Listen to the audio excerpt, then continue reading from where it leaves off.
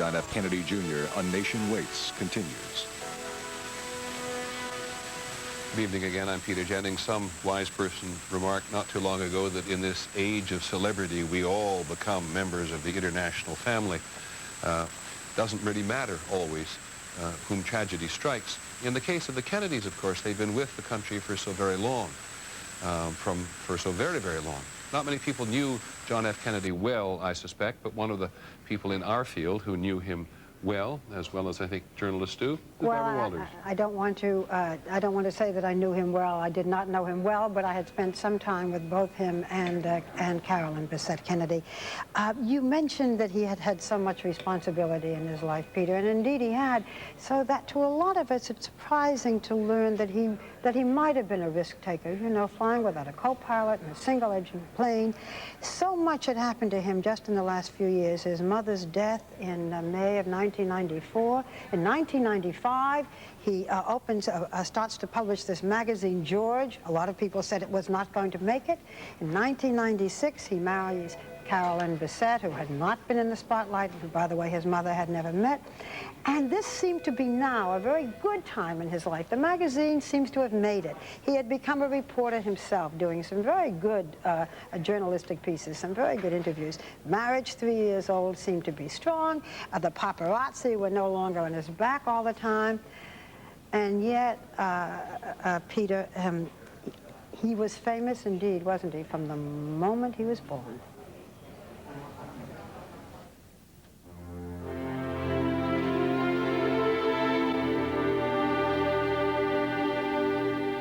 If we ever had a collective national photo album, the pictures of John F. Kennedy Jr. would at once be instantly familiar to millions of us, and of course bring back a flood of memories.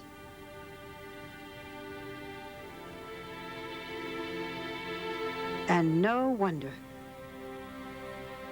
I, John Fitzgerald Kennedy, do solemnly swear. He was born within weeks of his father's election, the only child ever born to a president-elect. A living reminder that the nation had elected a young 42-year-old as its leader. You have to remember that both my sister and I, particularly myself, view my father's administration through the color of others and the perceptions of others, and through photographs and through what we've read. And so it's difficult for us to discern much about him independently of what other people's impressions are. John Jr., whom his family called John, seldom talked with reporters about himself or his memories. But 7 years ago, he and his sister Caroline did tell our Jay Shadler about some special times so long ago. Do you have any memories of your dad at all? I have a few. He had this desk in the Oval Office, which belonged to a sea captain. And it was made from an American frigate. And I just remember the inside you could climb around in, and there were kind of cavernous spaces in it. And we used to go remember crawling inside? Yeah, just hanging out there. And he used to give us chewing gum because my mother didn't like us to chew gum. So we used to go over to the Oval Office at night, and he'd feed us gum under the desk.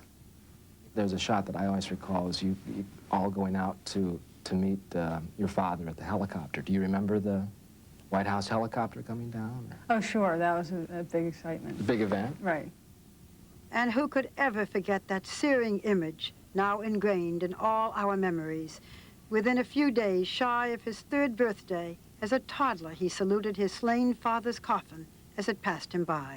It's not something, frankly, I mean, I know this is hard to believe, but it's not a subject which I've spent a great deal of time analyzing. I understand that that was obviously a very historically significant event. He was a president. And there are people who, historians, filmmakers, et cetera, who are going to make money and time studying that. Whatever they decide or whatever they find is not going to change the one fundamental fact in my life, which is that it won't bring him back. Shortly after the assassination, Jacqueline Kennedy moved her family here to an apartment in New York City. There were semblances of a normal life, but 5 years later, Bobby Kennedy, who had become a surrogate father to John and his sister, was assassinated too. And within 4 months, Jacqueline Kennedy married Greek shipping tycoon Aristotle Onassis. Pierre Salinger remembers it well. Jackie came into my office, and she told me something which I've never forgotten. She said, you know, I only have one thing to do in life now.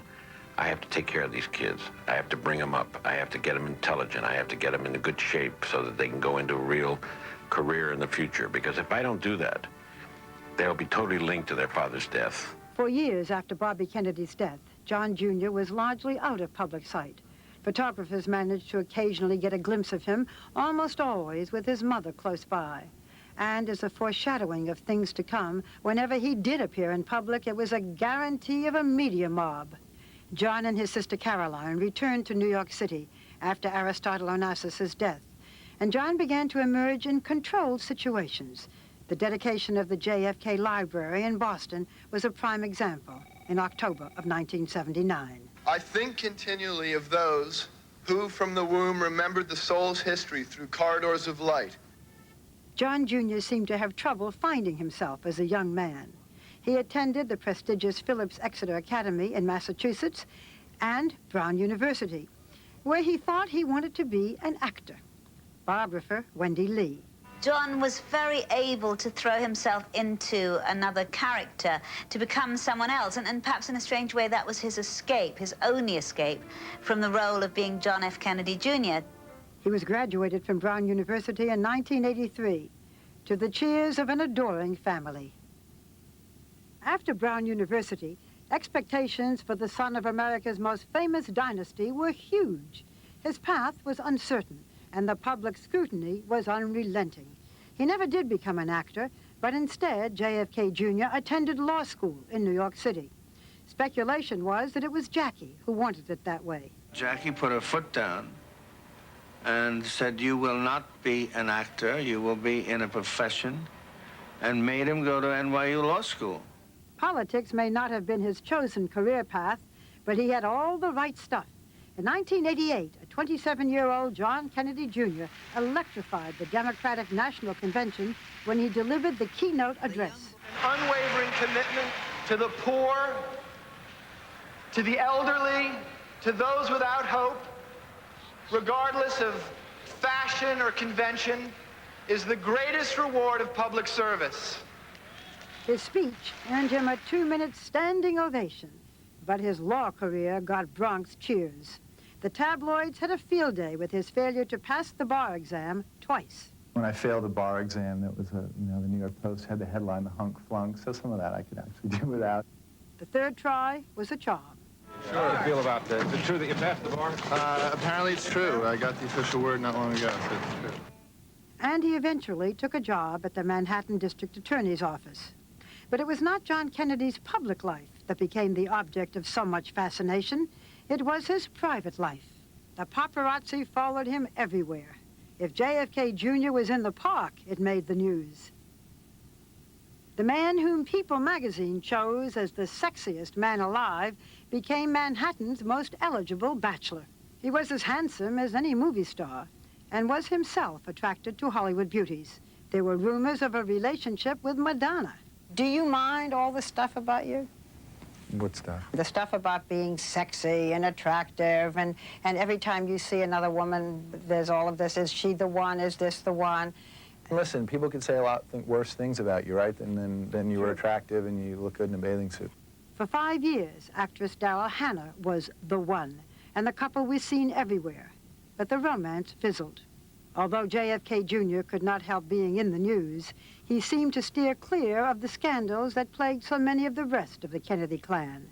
When cousin William Kennedy Smith went on trial, accused of rape, JFK Jr. was there to support him.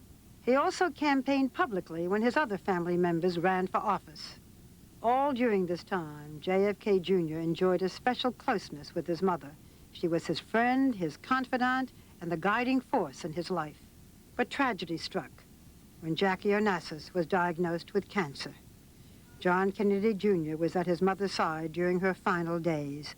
Outside her Fifth Avenue apartment, the world's press waited in anxious vigil.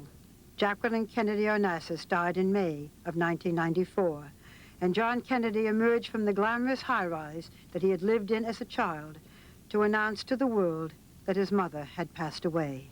Last night at around 10:15, my mother passed on. She was surrounded by her friends and her family and her books and the people and the things that she loved, and she did it in her own way and on her own terms, and we all feel lucky for that. And now she's in God's hands. With his mother's death, John Jr. seemed suddenly more mature. The little boy America had held so dear was now all grown up. Famous children seem to have an extra burden to find themselves, to be themselves. Do you think you have found yourself? I think part of what famous children have is that they have an abundance of opportunity, and that life circumstances doesn't force them to, you know, choose, and you got to choose. I don't think that I've seen as many of you in one place since they announced the results of my first bar exam. So it seemed inevitable that his fate nice and to see you all politics again. would one day intertwine. What no one expected was that John would choose the role of observer rather than participant.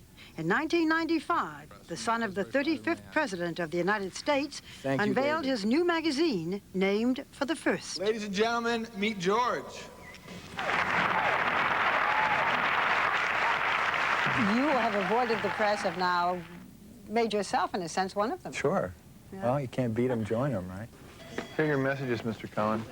The irreverent magazine seemed an instant hit, and it gave its famous publisher the chance to shine in a new career as a journalist.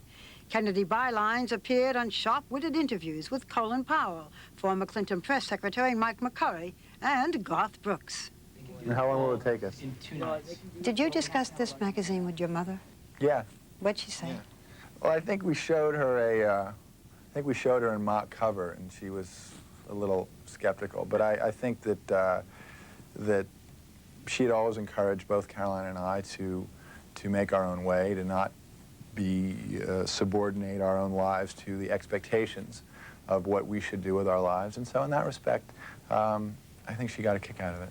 Ultimately, it was a tall, statuesque blonde named Carolyn Bessette, a public relations executive who put an end to Kennedy's bachelorhood. Reports had surfaced that they were close, there were a few pictures snapped, but the couple's courtship remained largely private, so private that the world was stunned in September of 1996 when the wedding was announced, after it had already happened. The world's most eligible man is no longer eligible. He's pretty much our crown prince, and now he's no longer free to be married. He is married. In the last year, the young Kennedys had settled into their lives. The press seemed less a factor. The magazine was doing well. The Martha's Vineyard home they were heading to last night was their retreat. And you know, Peter, as we talk about this and talk about the relationship that JFK Jr. had with his mother, I think what so many of us must be thinking is, how would she, had she lived, been able to emotionally withstand this?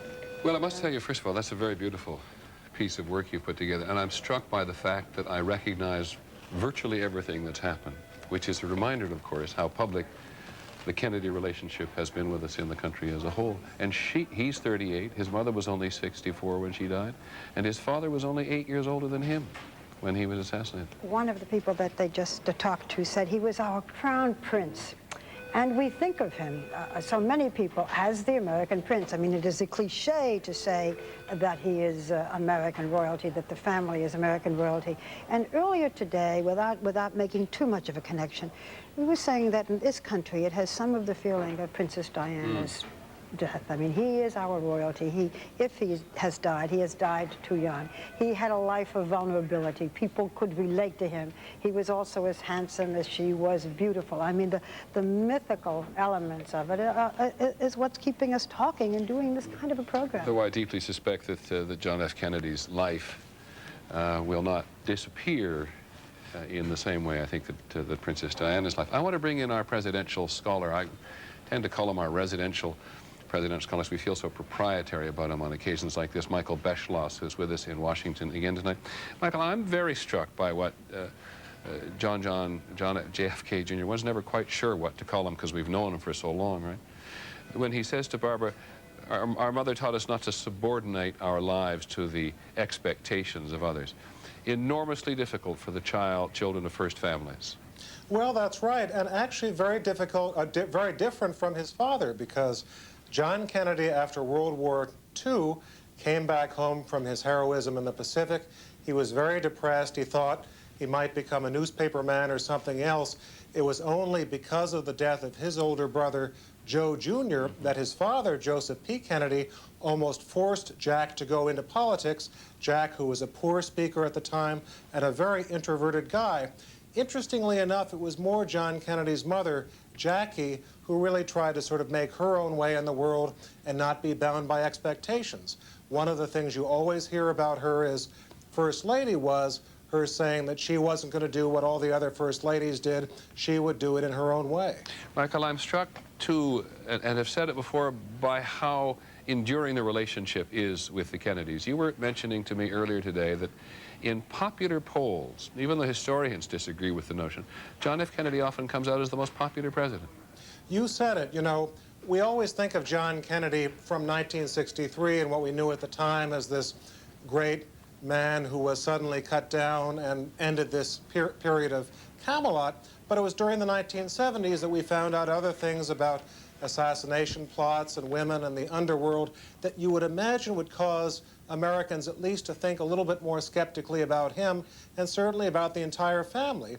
And the amazing thing is that polls in recent years of Americans asking who were the greatest presidents, John Kennedy almost consistently comes out of the top by a pretty wide margin, even over Lincoln and Washington. And I think what this suggests is that people are willing to some extent, see what they want to see. All that was very much projected on John Kennedy Jr. I think they projected all of the good, virtually none of the bad. I have a question for both of you. First, Barbara, because I've been struck today by how much interest there is in the Kennedys across the generations. Why do you think that is? They are beautiful people.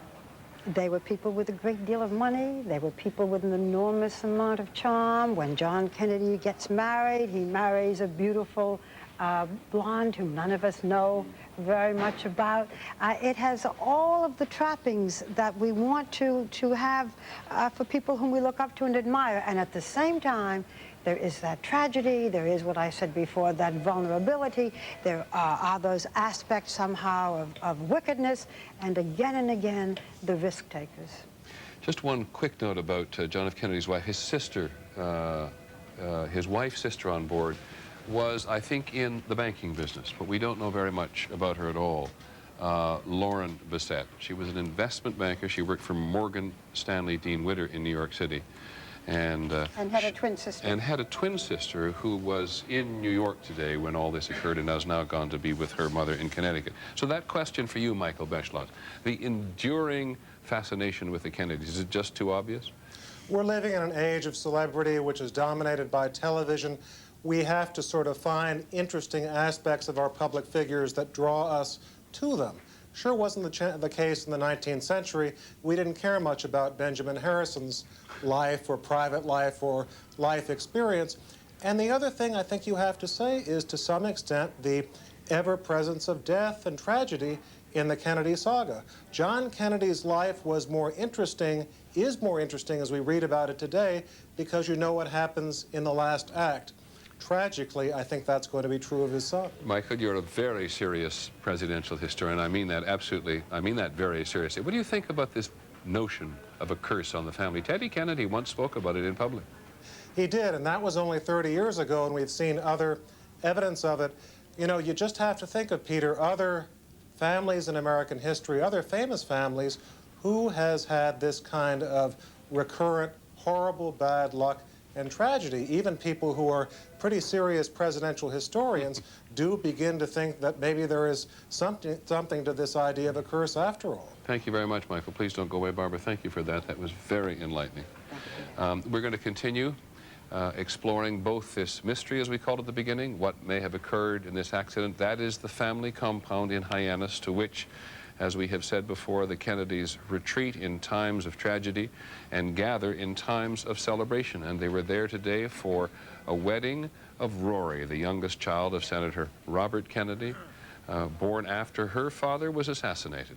So it all mixes up. We'll be back in just a moment.